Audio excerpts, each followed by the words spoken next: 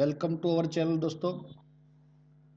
કેમિસ્ટ્રીની અંદર પાંચમો જે પાર્ટ છે 11મા ચેપ્ટરની અંદર આપણે જે ચર્ચા કરતા આવ્યા છીએ આલ્કોહોલની બનાવટની ચર્ચા લાસ્ટ લેક્ચરમાં કરી અને બહુ બધી વિગત સરસ રીતે પ્રયત્ન કર્યો કે આપણે સારી રીતે સમજી શકીએ. આપણી સ્ક્રીન ઉપર પણ આપણને દેખાય છે. હવે એક ટોપિક આવે છે એની અંદર કે આલ્કોહોલ, ફિનોલ અને ઇથરમાં ફિનોલની બનાવટ. દોસ્તો કોની બનાવટ? ફિનોલની બનાવટ. આપણે શરૂઆત કરીએ છીએ એટલે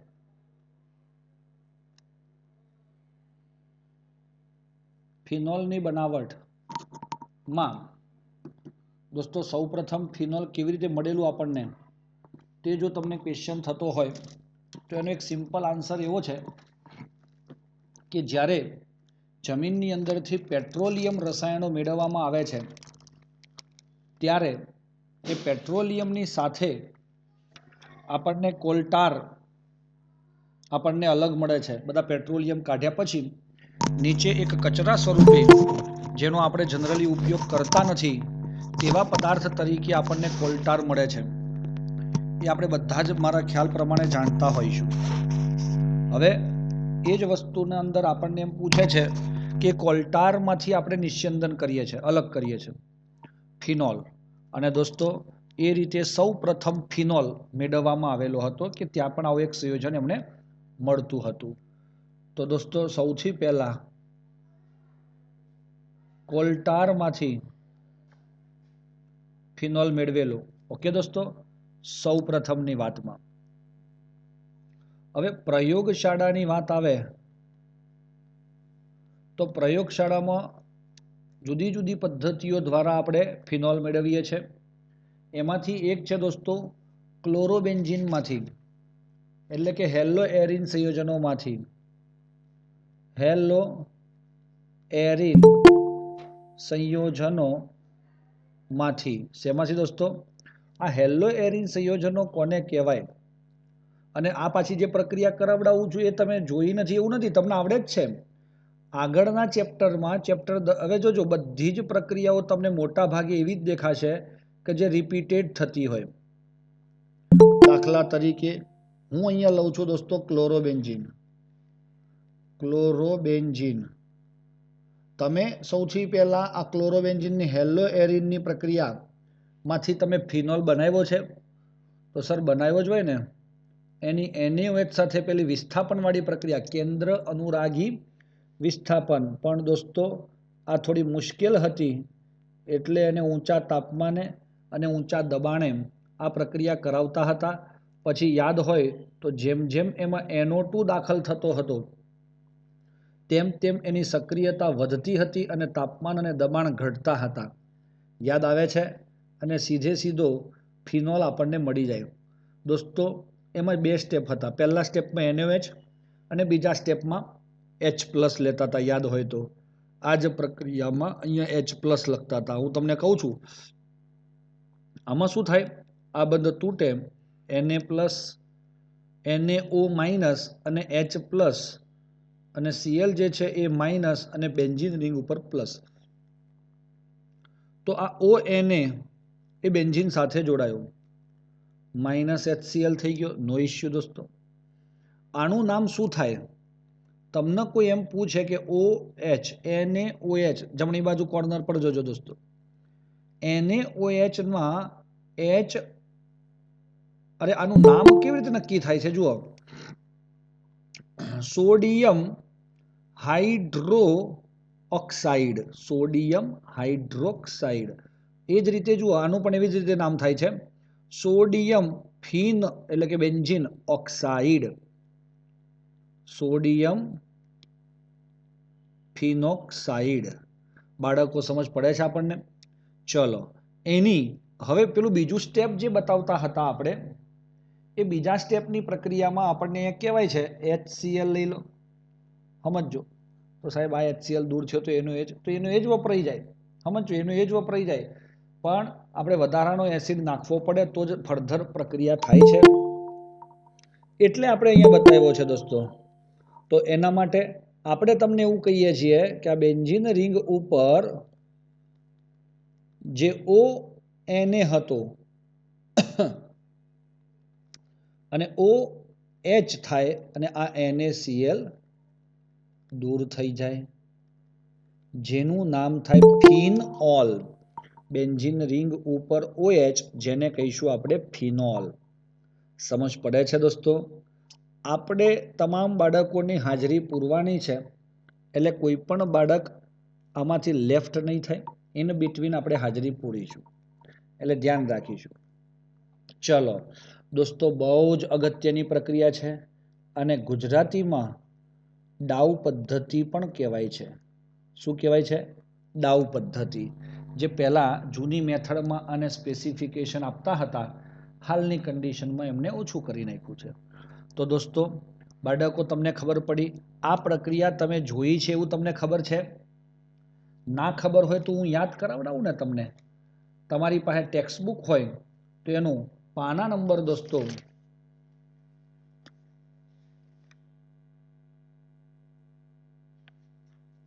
પાના નંબર 312 કાઢો. 312. હા, પેજ નંબર કાઢો એટલે ઓકે લખો ગ્રુપમાં. કાઢ્યું બેટા? Very good. તો હવે જુઓ, એની અંદર એ 312માં તમારી છેલ્લેથી ત્રીજી પ્રક્રિયા તમને દેખાય છે, ક્લોરોબેન્ઝીન. એની આ સેમ પ્રક્રિયા કરી છે. તમે જુઓ, પહેલું સ્ટેપ NaOH, 623 કેલ્વિન તાપમાન, વેરી ગુડ, અને 312 ATM દબાણ છે. અને બીજા સ્ટેપમાં નીચે 2 કરીને લખ્યું છે H+, એટલે આપણે અહીંયા નાખ્યો HCl. તો આ જ પ્રક્રિયા આપણે કરી છે, કંઈ નવું કર્યું નથી દોસ્તો. મારી વાત સમજ્યા તમે મિત્રો? તો આ રીતે આપણે આને સોલ્વ કરી શકીએ છીએ અને ઇઝીલી આ વસ્તુને આપણે સમજી શકીએ છીએ. ચાલો મિત્રો, હવે આપણે પ્રક્રિયા ભણીએ છીએ નંબર 2. જો તમામ બાળકોની ઈચ્છા હોય તો આપણે નંબર 2 ચાલુ કરીએ. હે? ઓકે, કંઈ વાંધો નહીં. તો એના માટે આપણે શબ્દ વાપરીએ છીએ બેન્ઝીન સલ્ફોનિક એસિડ માંથી શું બનાવવું છે? ફિનોલ બનાવવાનો છે સાહેબ આપણે. તો જોઈશું મિત્રો આપણે. બેન્ઝીન તો આવી ગયો, બેન્ઝીન. હા, સલ્ફોનિક એસિડ જે શબ્દ છે એમાં એસિડ છે. જો કાર્બોક્સિલિક એસિડ હોત તો આપણે COOH કહેતા.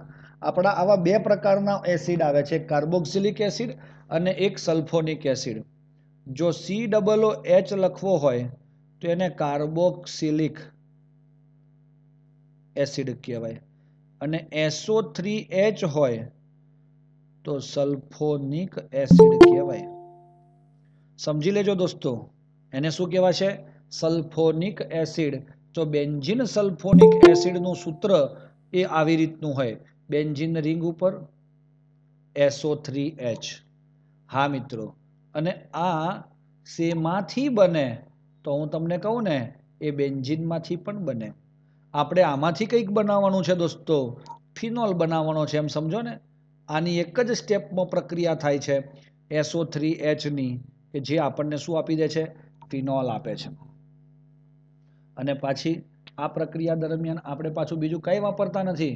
જે પેલા આગળવાળી ડાઉ પદ્ધતિમાં વાપર્યું છે ને, તે જ છે NaOH પહેલા તબક્કામાં અને બીજા તબક્કામાં H+. તો આ શું થાય છે? તો આનો Na સમજો અને આનો HSO3, એમ સમજો ને, નીકળી ગયું, -NaHSO3, સોડિયમ હાઇડ્રોજન સલ્ફાઇટ. તો આ સીધો આ આખો OH જે હતો ને, આ OH આખો એ બેન્ઝીન પર જોડાઈ જાય છે અને આપણને ફિનોલ આપે છે. આનું નામ છે બીજા નંબરનું બેન્ઝીન સલ્ફોનિક એસિડ, અને આ કોણ છે? બેન્ઝીન. હવે દોસ્તો તમને એક ક્વેશ્ચન પૂછવામાં આવે, કયો? કે આ બેન્ઝીન સલ્ફોનિક એસિડ માટે આમાંથી વાપરો તો શું? તો તમે ઓલિયમ નામ સાંભળ્યું છે? ઓલિયમ. તો ઓલિયમ એ છે સાંદ્ર H2SO4 વત્તા સલ્ફર ટ્રાયોક્સાઇડ SO3 એનું મિશ્રણ એટલે તમારું ઓલિયમ. આ ઓલિયમ જ છે, કંઈ તમે કંઈ છે નહીં. આ લખો કે આ લખો સેમ જ થઈ ગયું. પાણીનો અણુ દૂર થાય અને આપણને આ પ્રાપ્ત થાય છે. દોસ્તો બાળકો, તમને ખબર પડી ગઈ બેટા? આ બહુ અગત્યની હોય તો આ ડાઉ પદ્ધતિ છે, બરોબર છે? આને તમે ધ્યાન ઉપર લેશો. ચલો નંબર 3 પ્રક્રિયા જોઈ રહ્યા છીએ આપણે.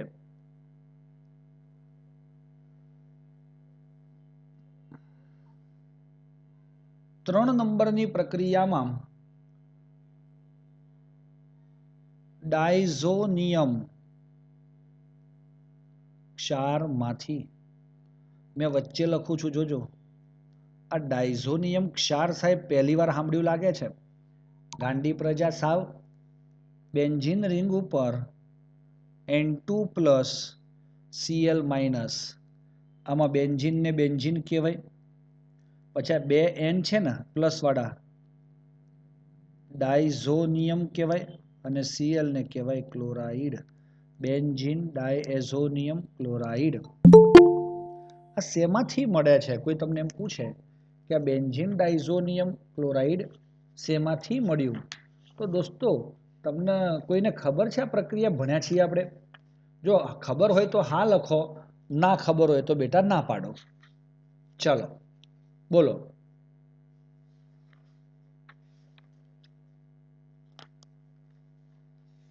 જો કોઈ ખબર હોય તો હા લખે.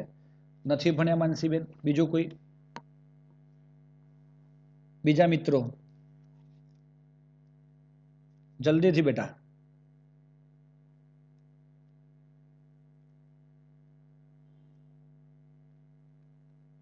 જો ના ખબર હોય તો ના જ ભણ્યા હોય આપણે, ખબર હોય તો કદાચ ભણ્યા હોય. હેતવીબેન નથી ભણ્યા. બીજા મિત્રોને શું કેવું છે? કોઈ એક એવું વ્યક્તિ છે કે આપણે ભણ્યા છીએ સાહેબ આવું કેવા વાળો? નો સર.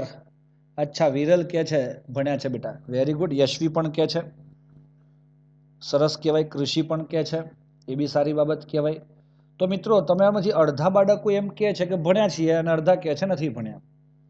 તો પાછું હું તમને સમજાવું કે આ ફિનોલ વાળો ટોપિકમાં આ સવાલ આપણા પેલા આગળના ચેપ્ટરમાં ક્યાં છે? તો દોસ્તો ચેપ્ટર 10 પેજ 296 ખોલો. પેજ ખુલી જાય એટલે ઓકે લખો દોસ્તો. લખ્યું બેટા? યસ. એ પેજ ઉપર તમે જોઈ રહ્યા છો આ સેમ પ્રક્રિયા છે. સાહેબ સાલું બધું એનું એ જ પૂછાય છે તો સાલું નવું શું આવે છે? તો એ જ આવે છે. પહેલા તમારે આ વસ્તુનો ખાસ ફોકસ કરવાની છે કે ભલે આપણને એમ લાગે ઘણી બધી પ્રક્રિયાઓ આવે છે, પણ એવું હોતું નથી દોસ્તો. ચાલો હવે એમાં આપણે એનિલિનમાંથી જ્યારે આ બનાવીએ છીએ ને, પ્રક્રિયા દેખાઈ બેટા આપણને? Send mayor. તો હકીકતમાં આ સેન્ડ મેયર પ્રક્રિયા નો એક પાર્ટ છે. આ સેન્ડ મેયર પોતે નથી, પણ એનો એક ભાગ છે. હું તમને સમજાવું છું ને એવડા પાછી એકવાર ફરીથી, એટલે ફરીથી યાદ કરી લો. NaNO2 વત્તા 2HCl. આવું મારે યાદ કરાવવાનું રીઝન તમે કદાચ સમજી પણ ગયા. 273 થી 278 કેલ્વિન ટેમ્પરેચર એટલે શું? 0 થી 5 ડિગ્રી પર જ આ રિએક્શન થાય દોસ્તો. અને આપણો આમાંથી આ N2 દૂર થાય, સોરી 2H આમાં થાય, 2H HCl ના જાય તો -2 H2O, કારણ કે 2O NaNO2 ના જતા રહ્યા. ચાલો શું દૂર થયું? -2 H2O ગયા, 2H HCl ના, 2H નાઇટ્રોજનના અને 2O ઓક્સિજનના. ચલો દોસ્તો બીજી વસ્તુ, આનો એક NaNO2 નો Na અને HCl નો એક Cl, તો NaCl સ્વરૂપે દૂર થાય. ત્યારે તમને આવું મળે છે દોસ્તો. આ N2 જે છે ને એ એકચ્યુઅલી આવી રીતની પરિસ્થિતિ છે. હું નાના બંધારણમાં બતાવું છું દોસ્તો, તમે ધ્યાનથી સાંભળજો. આ છે તમારું N, triple bond N plus Cl minus છે. સમજ પડે છે? તો આવી રીતે તમે બેન્ઝીન રિંગ ઉપર N2+ Cl ને આપણે કેવી રીતે લખીશું? બેન્ઝીન રિંગ ઉપર N ટ્રિપલ બોન્ડ N, પણ એમાંથી બેન્ઝીન સાથે જે જોડાયેલો N છે તેને આપણે પ્લસ લખીએ છીએ. ત્યારબાદ તમારો આ Cl માઇનસ એ Cl માઇનસ છે જ દોસ્તો. એમાં 296 પેજની અંદર તમને મેં બતાવ્યું, તેમાં તમે જોયું કે પહેલી પ્રક્રિયામાં N2X છે, પણ બીજી પ્રક્રિયા બદલાઈ જાય. જો તમને ક્લોરોબેન્ઝીન જોઈતો હોય તો Cu2Cl2 અથવા તો Cu2Br2, તો Br મળે બ્રોમોબેન્ઝીન, એ લેવું પડે. પરંતુ અહીંયા તમને જોઈએ છે કોણ? OH જોઈએ બેન્ઝીન રિંગ ઉપર. એટલે તમે એનું કરો છો જલ વિભાજન. કોના દ્વારા? પાણી દ્વારા. અને દોસ્તો આ પાણીમાંથી મળે તમને H+ અને OH-. તો શું થાય છે અહીંયા? આ H+ જે મળ્યો છે તે H એ Cl સાથે જોડાવી અને HCl બની જાય છે. અને આ N2 આખો આ બંધ તૂટે છે દોસ્તો. આ C સાથેનો બેન્ઝીન સાથેનો N2 નો બંધ તૂટી અને આપણને N2 મળે. તો એ બેન્ઝીન તો ટન ગોપાલ થઈ ગયું ભાઈ. તો એની સાથે તમારું બચેલું કુચેલું કોણ છે? સર, પાણીમાંથી મળેલો OH- છે. એ OH- જોડાઈ અને આપણને ફિનોલ આપે છે. શું આપે છે? ફિનોલ આપે છે. શરૂઆતમાં આપણે કહીએ છીએ બેન્ઝીન રિંગ ઉપર NH2 હોય તો એને આપણે એનિલીન શબ્દ આપીએ છીએ. બેન્ઝીન રિંગ ઉપર NH2 ને શું આપીએ છીએ? એનિલીન.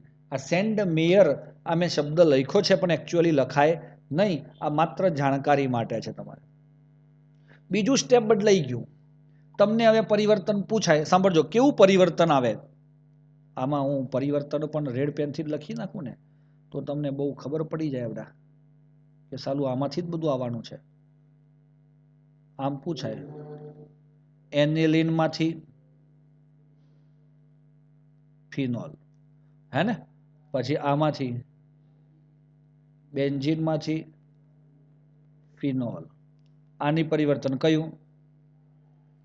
ક્લોરોબેન્ઝીન માંથી ફિનોલ. આ એક પ્રકારે પરિવર્તન કહેવાય.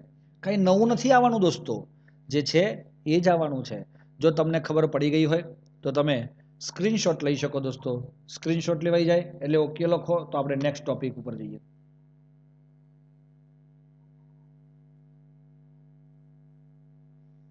Okay, very good. તો આગળ વધીએ બેટા આપણે. એની અંદર નંબર 4, પ્રક્રિયા નંબર 4, ક્યુમીન માંથી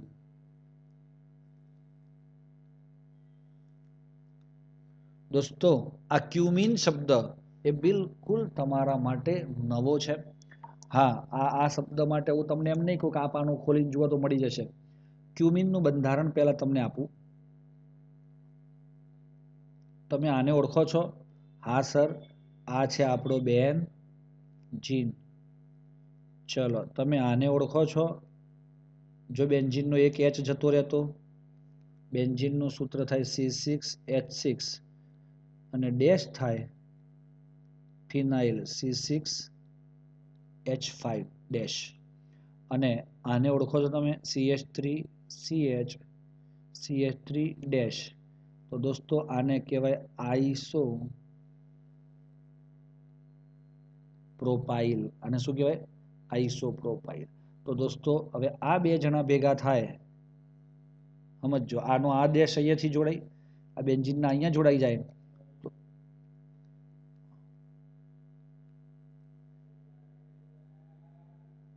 CH3CH3. તો દોસ્તો તમે જોયું અહીંયા આ તમારો આઈસોપ્રોપાઇલ હતો. એ આઈસોપ્રોપાઇલ બેન્ઝીન સાથે જોડાયો એટલે એને કહેવાય આઈસોપ્રોપાઇલ બેન્ઝીન, જેનું બીજું નામ ક્યુમીન છે. સમજી ગયા છો તમે મિત્રો? સમજી ગયા તમે? તો ક્યુમીન કોણ છે? આઈસોપ્રોપાઇલ બેન્ઝીન એ ક્યુમીન તરીકે ઓળખવામાં આવે છે. તમને એવો ક્વેશ્ચન પૂછાય, વિશ્વમાં મોટા ભાગનું ફિનોલનું ઉત્પાદન કઈ પદ્ધતિથી થાય છે તે જણાવો. આવું પૂછાય. ક્વેશ્ચન કેવો પૂછાય ખબર પડી?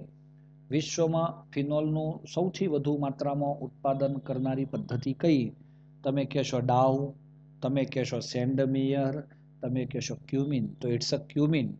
તો ક્યુમિન એકદમ રાઈટ આન્સર છે. બહુ ઇઝી રિએક્શન છે દોસ્તો.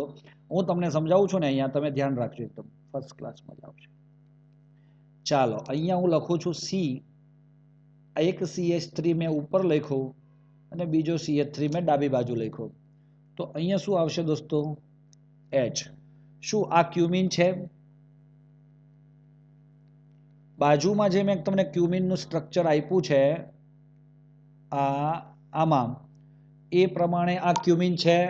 તમે જો સમજી ગયા હોય તો હા લખો, ના સમજાય હોય તો ના લખો. તો હું કઈ બીજી પદ્ધતિ વાપરું ક્યુમિન છે કે નહીં સમજાવવા માટે.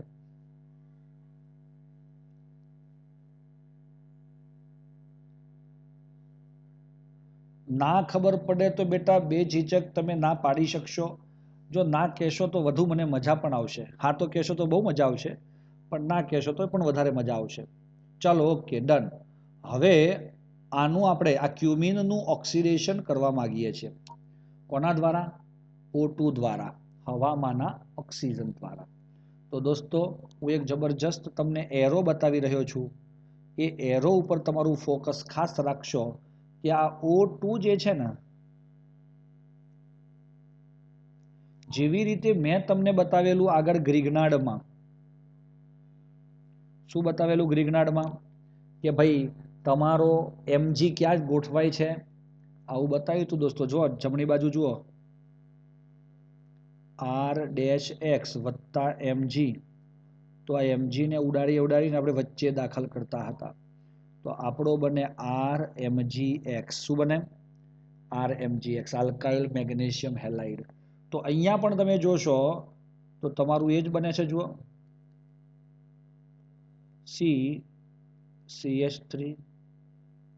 CH3 અને O2 દાખલ થાય ને તો OH આ રીતે આવી ગયું.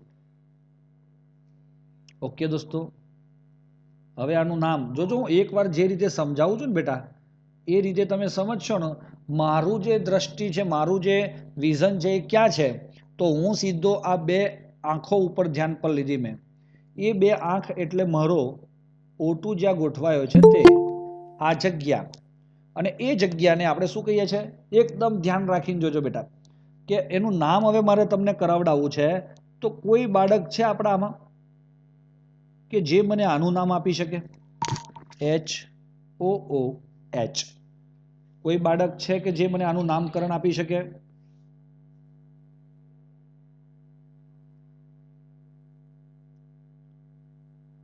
It is your H2O2. અને H2O2 હોય તો આપણે શું કહીશું? Hydrogen peroxide. આ બે હાઇડ્રોજન છે ને? હા, અને હા બરોબર છે વિરલ, એબ્સોલ્યુટલી રાઈટ. આ જે છે એ તમારો O2 છે ને, તો આને પેરોક્સાઇડ કહેવાય. અને આ હાઇડ્રોજન છે બે બાજુ, એટલે આખું નામ થાય હાઇડ્રોજન પેરોક્સાઇડ. એ જ રીતે આનું નામ કરવું છે દોસ્તો. તમને હું જે હાઇલાઇટ કરી રહ્યો છું અહીંયા, બ્લેક પેનથી સર્કલ કર્યું આ હાઇડ્રોજન પર. આ જ બંધારણ હાઇડ્રોજન પેરોક્સાઇડને આ ઉપરવાળા બંધારણ સાથે સરખાવીએ તો શું થાય? સર અહીંયા હાઇડ્રોજન છે જમણી બાજુએ OO ની, તો અહીંયા પણ છે. વચ્ચે OO આવ્યો છે, પણ ડાબી બાજુનો હાઇડ્રોજન છે હાઇડ્રોજન પેરોક્સાઇડમાં, એની જગ્યાએ ત્યાં કંઈક આવું છે બેન્ઝીન વાળું, પણ એને તો આપણે ક્યુમિન કીધું છે. એટલે એનું નામ શું થાય? ક્યુમિન. એક બાજુ ક્યુમિન, બીજી બાજુ hydrogen, hydro peroxide. Cumin hydro peroxide. અરે ભાઈ બહુ જ મજા આવે એવી વાત થઈ ગયા તો. અને છેલ્લા તબક્કામાં એસિડની હાજરીમાં જલ વિભાજન થાય છે પાછું. એટલે કયો બંધ તૂટે છે હું ખાસ તમને સમજાવું છું, અહીંયા ધ્યાન રાખજો દોસ્તો. એક તો આ પેરોક્સાઇડનો બંધ તૂટે, અને બીજો તો આ બેન્ઝીન હાથેનો કાર્બનનો બંધ તૂટે. અને એટલા માટે આ OH જે છે તે આપણો સીધો જોડાય કોની સાથે દેખાય છે દોસ્તો? બેન્ઝીન તો જેમ હતો તેમનો તેમ જ રહ્યો, પણ એની સાથે અહીંયા કોણ આવી ગયો? OH, અને એને આપણે કહીએ છીએ ફિનોલ. તમે જ્યારે સ્ક્રીનશોટ લેશો ને એટલે ખબર પડી જશે. હવે દોસ્તો હું તમને એટલું બતાવવા ઈચ્છું છું કે બાકી બચી ગયેલો પાર્ટ છે ઉપરનો પૂંછડી વાળો, તો એક બાજુ સાહેબ CH3 છે, બીજી બાજુ C છે, અને છેલ્લે CH3 છે, અને બચેલો ભાગ C સાથે O છે. હા કે ના? તો આ વચ્ચે વાળો જે કાર્બન છે તે આ કાર્બન, આ અને આ ઓક્સિજન જે છે તે, એ બે વચ્ચે આ ઓક્સિજન પાસેથી OH છૂટો પડ્યો અને આ વચ્ચેના કાર્બન પરથી બેન્ઝીન છૂટું પડ્યું, એટલે એ બંને વચ્ચે નવો બંધ રચાય. હા દોસ્તો, અને આ 3 કાર્બન વાળો કીટોન છે પ્રોપેન ઓન, અને એક બહુ જ ખ્યાતનામ નામ છે એનું એસીટોન. શું કહેવાય બેટા એને? એસીટોન. આ આડ નિપજ બને છે અને એના લીધે આપણે એનો ઉપયોગ વધુ માત્રામાં કરી શકીએ છીએ. આ ફિનોલ જ કહેવાય. હું પાછું ફિનોલોલ નથી કહેવાતું, એને શું કહેવાય? ફિનોલ જ કહેવાય છે. બાળકો સમજ પડી બેટા આપણને? તો આ જે ચર્ચા આપણે કરી કે જે ઇનસાઇડ સ્ટોરીની અંદર આવે છે તે તમને ખબર પડી ગઈ? પડી બાલક્સ? વેરી ગુડ બેટા. તો આનો પણ તમે સ્ક્રીનશોટ લઈ શકો, એટલે ફિનોલની બનાવટ અહીંયા પૂરી થઈ જાય. લેવાઈ ગયો સ્ક્રીનશોટ?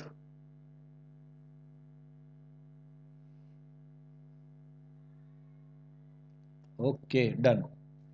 તો મિત્રો ત્યારબાદ આ આપણા લખાણ સંબંધિત પ્રશ્ન તરફ આપણે આગળ વધી રહ્યા છીએ. તો તેમાં તમે જુઓ છો 11.4, દર્શાવો કે મિથેનાલ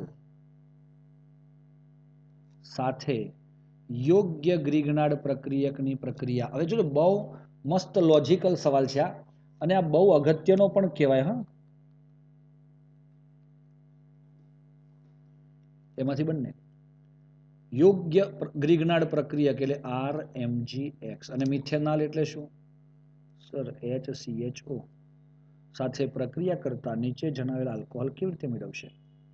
હું લોજિક આપું છું તમને. તમને એમ થાય કે સાહેબ આ તો ગ્રીગનાડ પ્રક્રિયા કરવાની થઈ, મને તો ગ્રીગનાડ યાદ જ નથી રહેતી. તો યાદ ન રહેતી હોય ને તો લોજિક વાપરવાનો છે. બહુ મસ્ત લોજિક છે, હું બતાવું તમને જો તમારી ઈચ્છા હોય તો. જોજો દોસ્તો, 1 2 3 અને અહીંયા CH3 અને આ CH3 CH2 CH અને અહીંયા છે OH. ચાલો દોસ્તો, પહેલી વસ્તુ આ પ્રાથમિક છે, 1 ડિગ્રી આલ્કોહોલ છે એટલે ફોર્માલ્ડિહાઇડ તો વપરાય જ છે દોસ્તો, HCHO.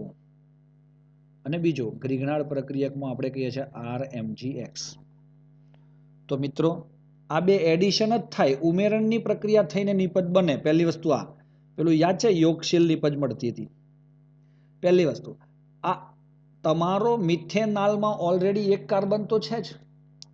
અહીંયા ટોટલ કેટલા કાર્બન છે? 4 કાર્બન. 1 2 3 4 સાહેબ, પ્રોડક્ટમાં 4 કાર્બન છે, રિએક્ટન્ટમાં ફોર્માલ્ડિહાઇડમાં 1 કાર્બન છે. તો તમારો R જે એ આ ફોર્માલ્ડિહાઇડ સાથે જોડાવાનો છે એમાં કેટલા કાર્બન હોય? 3 કાર્બન.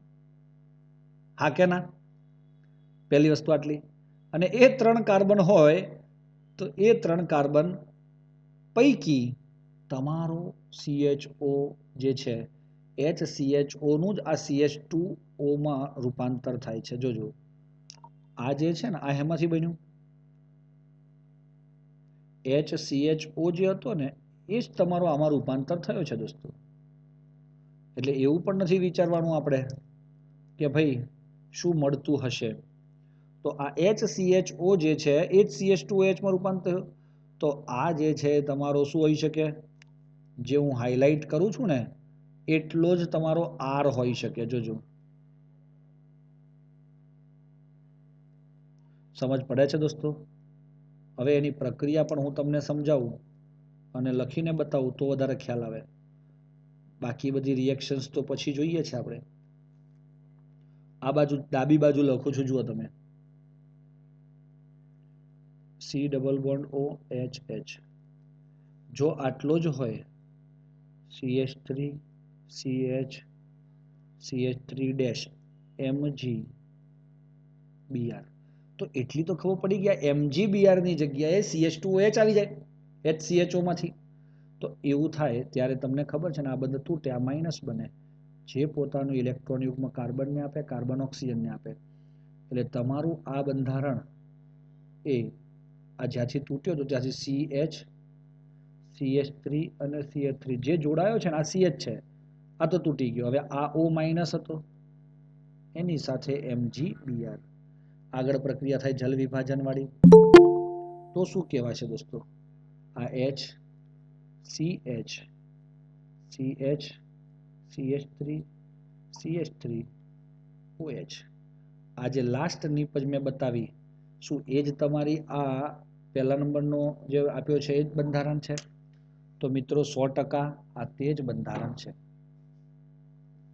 ચાલો ખબર પડી એટલે એમાં તમારે થોડું ગંભીર થવાની જરૂર છે દોસ્તો તો એ લખું ને હું જો આ રીતે લખું આ CH3 થી ચાલુ કરીએ આપણે CH3 પછી CH છે એ CH સાથે નીચે CH3 છે સામે જુઓ તો C સાથે બે હાઇડ્રોજન H2 અને OH તો આ રીતે દોસ્તો આપણને શું મળે છે આ મળે છે તો કયા ગ્રિગ્નાર્ડ પ્રક્રિયક સાથે પ્રક્રિયા કરશે તો આ મળશે તો આના માટે ગ્રિગ્નાર્ડ કોણ હોય તો આ હોય જોજો આની સાથે અહીંયા લગાય MgBr બધા મિત્રો જોઈ શકતા હશો તો CH2OH એ શેમાંથી રૂપાંતર થયો તમે તમારા શબ્દોમાં લખજો દોસ્તો CH2OH એ તમારો HCHO થઈ ગયો હવે આમાં આમાં તમને આવું પૂછ્યું છે આમાં કે આને તમે HCHO કયો જ છો તો તમારો ગ્રિગ્નાર્ડ પ્રક્રિયક કોણ હોય તો સાહેબ સાયક્લોહેક્ઝેન મેગ્નેશિયમ બ્રોમાઇડ હોય હા કે ના તો જ તમારો ફોર્માલ્ડિહાઇડ સાથે પ્રક્રિયા કરી અને આપણને આ આપશે બાળકો સમજ પડી હોય તો 11.5 પર જઈએ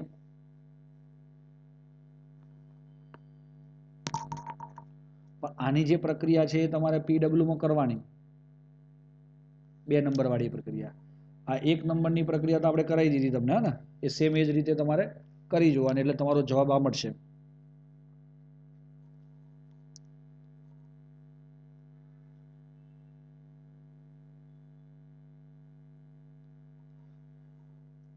ચાલો નીચે દર્શાવેલી પ્રક્રિયાઓની નિપજોના બંધારણ દોરો પહેલી વસ્તુ CH3 CH double bond CH2 અને H2O કોઈ બાળક એવું છે કે જે મને કહી શકે કે આ પ્રક્રિયા આ છે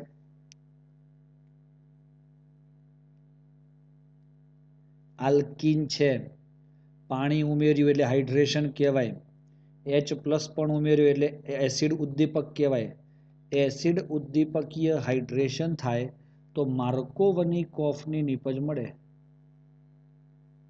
અને એવું મળે તો તમારો OH જે વધુ વિદ્યુત ઋણ છે તે ઓછા હાઇડ્રોજન ધરાવતા કાર્બન સાથે જોડાય અને એના લીધે જ આપણને આ રીતની ઘટના જોવા મળશે બાળકો સમજ પડી ગઈ હોય તો ઓકે કહી દો હે ને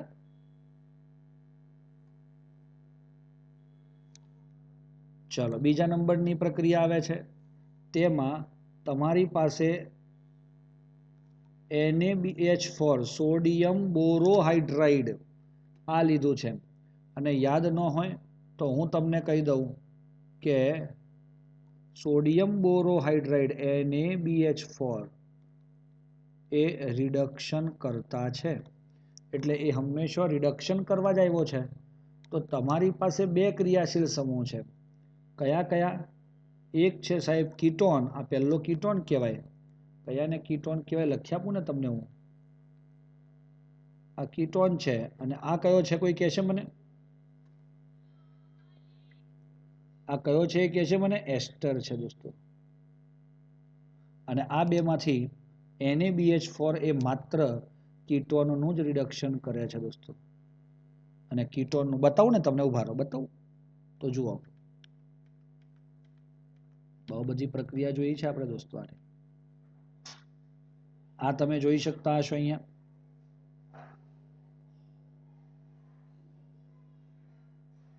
કીટોન આ કીટોન છે જુઓ બીજા નંબરની પ્રક્રિયા NaBH4 વાળી પ્રક્રિયા થઈ